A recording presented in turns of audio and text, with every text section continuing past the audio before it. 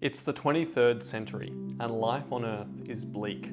Climate disaster and thermonuclear war have diminished the viability of our planet, and humanity looks to the stars for salvation. In Beyond the Sun, 2 to 4 players take on the roles of powerful corporations vying for influence in a new space race, competing to research new technologies and colonize new worlds. Now, if you're anything like me, you might be about to click away because you haven't been drawn in by the visuals of Beyond the Sun, but I do urge you to stick around because what lies here is a really sophisticated set of clean mechanics and also some witty flavour that isn't obvious at first, but becomes very apparent when you start to consider what all of the different actions actually mean. I'm Merrick, this is Turning the Table, and today we're going to look at Beyond the Sun. We're going to look at how it works, what's good about it, what's bad about it, and ultimately ask the question, is this game for you?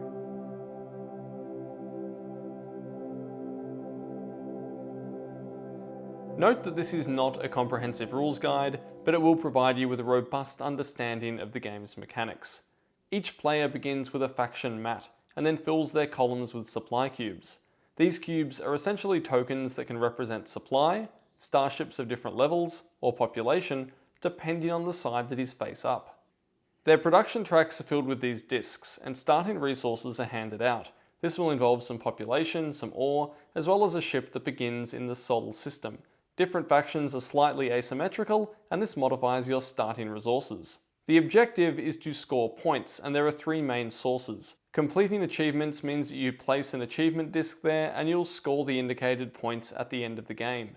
Points are also awarded for each technology that a player has researched and the different planets that they have colonized.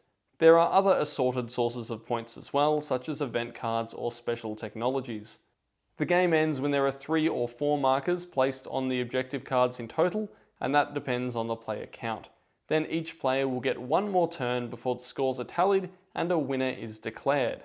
Each turn has 3 phases. In the action phase, players take an action by placing their action marker on a free action space. These action spaces can be from a set of basic spacefaring actions that everyone has access to, but most will be on the technology tree. And this game is all about its tech tree. One of the basic actions is to research, which lets you put a population cube on a technology showing that you have researched it, and when you do so, you're going to get any immediate bonuses written on the technology card, but also unlock a new action space that you can use in the future. When you research higher tier technologies, you first resolve an event card that's on the slot that you're researching, and then you're going to get some degree of control or choice in what technology you research next to fill that slot. Other players can also research to gain that technology, but the event card will be gone and they won't have a choice in changing the tech. If they go to that slot, they'll have to research what you have already put there. Another action might involve jumping. When you jump, you can move your ships around on this side exploration board. If you have the most military power as shown on your ships, then you control the system and you can place a production disc on it.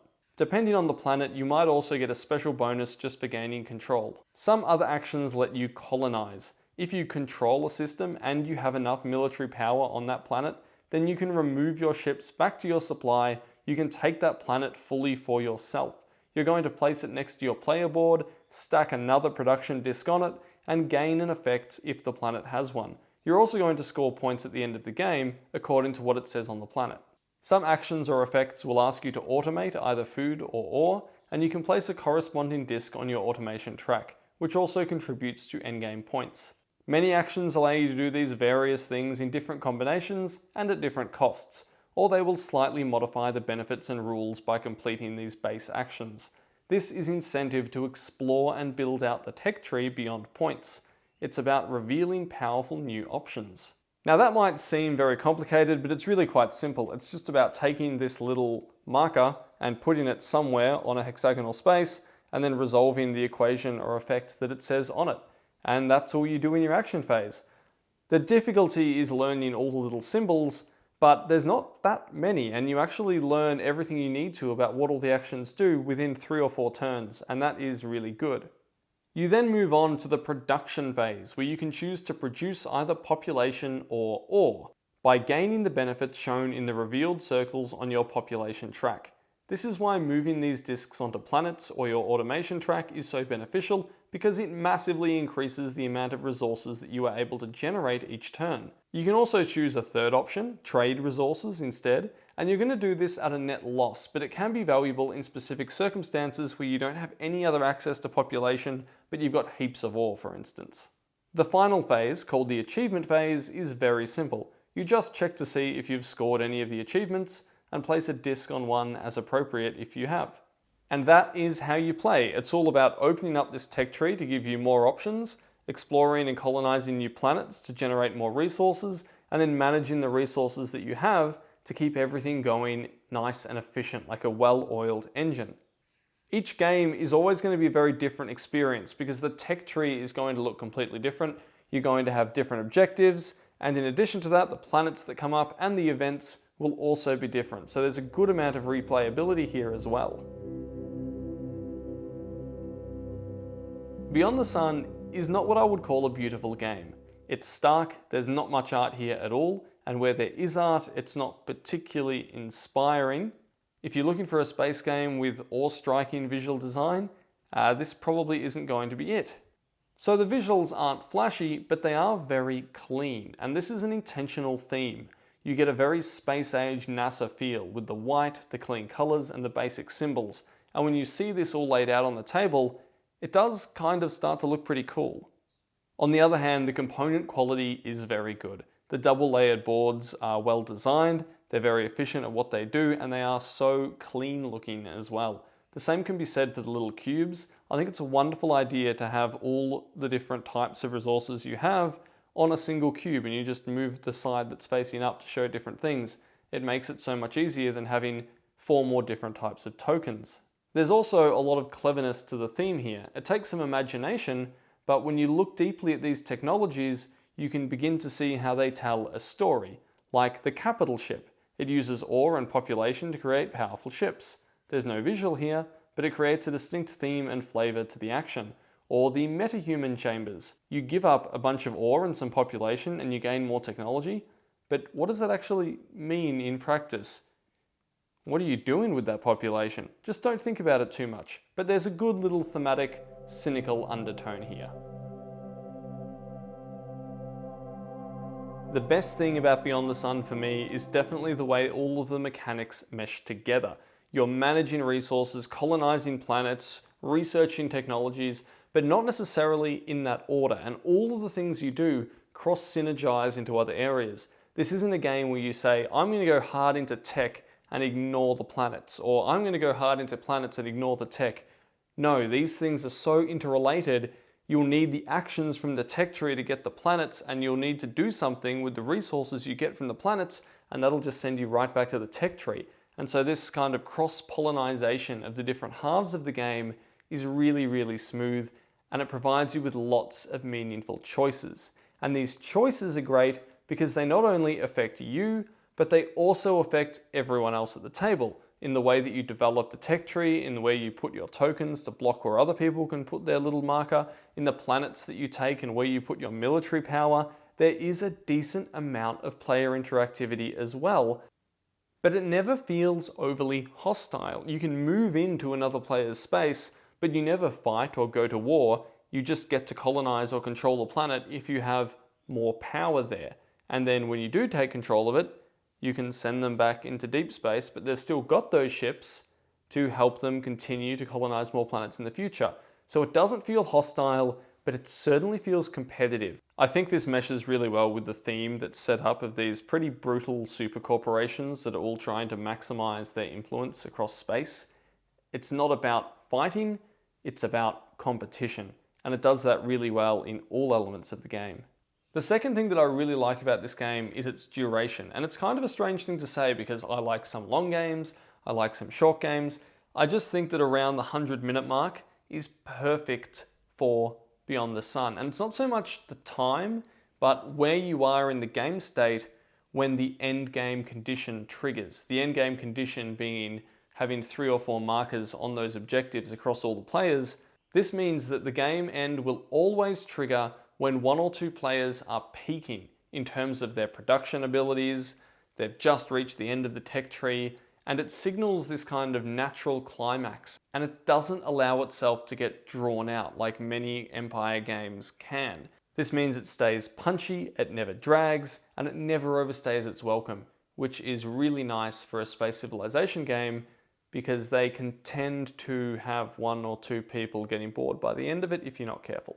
The third thing that I really like about Beyond the Sun is the replayability, and that's mainly down to the tech tree. Sure, there are other components that change between games to keep things fresh, but it's the tech tree which changes the most, and that also has the most significant impact on how you play because it will determine what actions are available to you, and you might see some cool actions and bonuses and abilities in some games that you don't see for 4 more games, and then there's all these new interesting things you can try.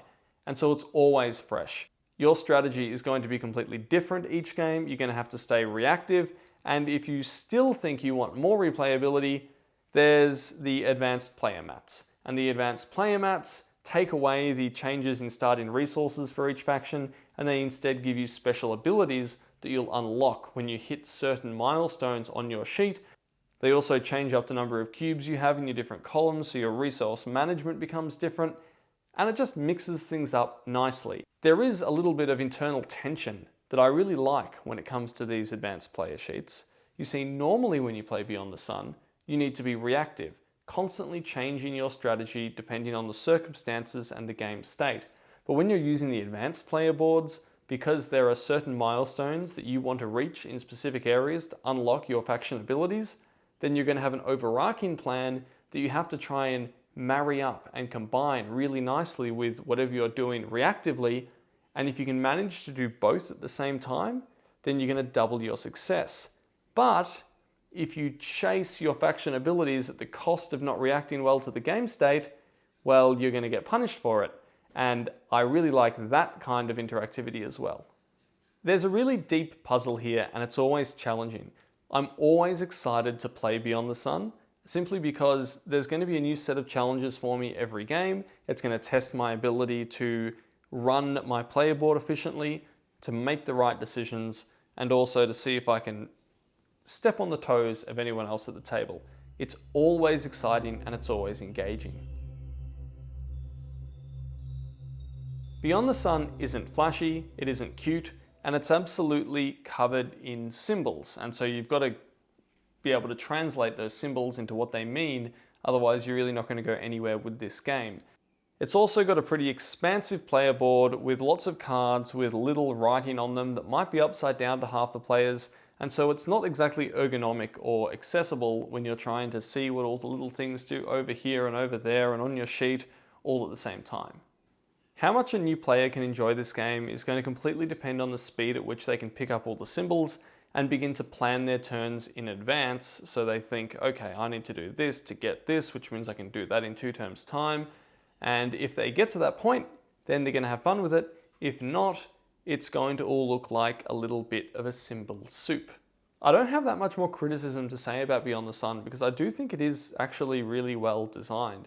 There are a couple of things that annoy me, like the box being really thin and flimsy when we've got a heavy game in front of us, but it's a minor thing, and the game as a whole operates really well.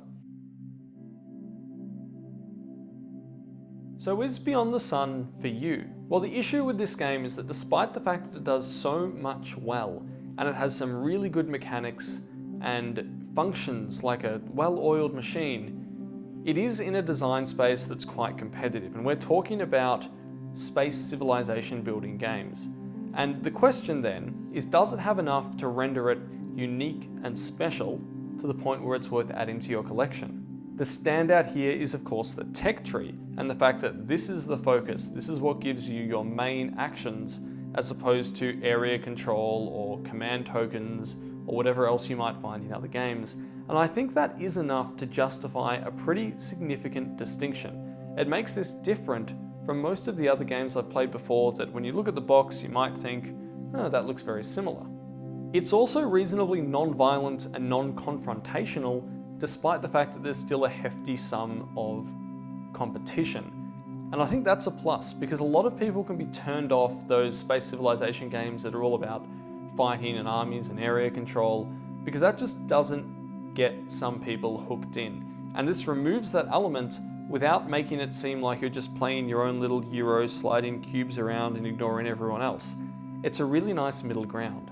If you want something light, flavoursome, and overtly quirky, this probably is a game that you'd pass on. But if you're after something that's a little bit different, maybe it looks a little bit stark, but it certainly has its own character, and that works well at a variety of player counts, yeah, I'd say this is a pretty good recommendation. Just don't come into it expecting some deep, night-long strategic adventure like Twilight Imperium, Eclipse, or Cosmic Encounter.